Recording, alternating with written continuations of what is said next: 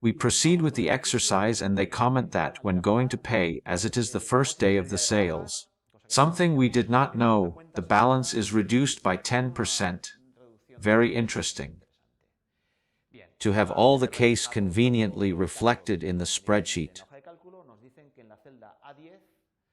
They tell us to enter in cell A10 the text value discount and to enter in cell D10 this numeric value 10%.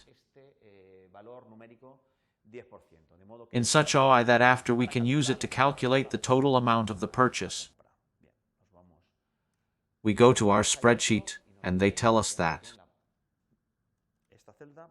Indeed, in this cell we are going to apply a 10% discount.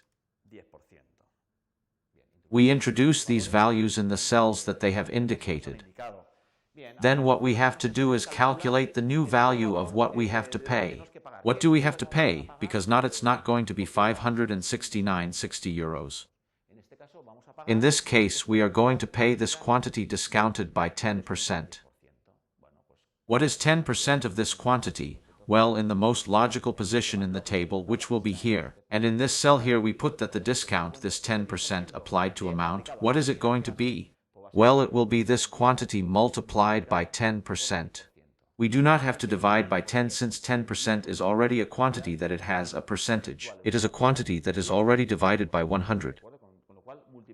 Okay, so by multiplying these two amounts we can already know that the quantity that we have to pay will be 569 minus 56.9.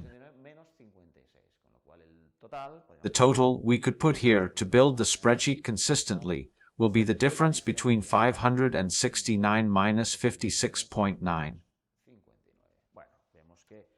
We see that since they have applied a discount, if we wanted in the first instance to buy 4 wrought iron chairs, but we have realized that we don't have enough money, because we only have 570 euros. Since they have applied a discount, now it will be very easy to see that we can indeed buy the 4 chairs we wanted. Since just by changing this quantity in Excel, all the other cells that depend on it are going to change accordingly. And so we will see that, in the event that we want to buy 4 chairs again, simply by putting the 4 in the quantity of wrought iron chairs and hitting enter, the 512, which is the discounted price, the balance with 3 chairs becomes 523.44 when we want to buy 4 chairs. We see in this case once again that it is very important that the spreadsheet be built coherently. That is why we can make changes to the starting data and have the corresponding correct amount reflected.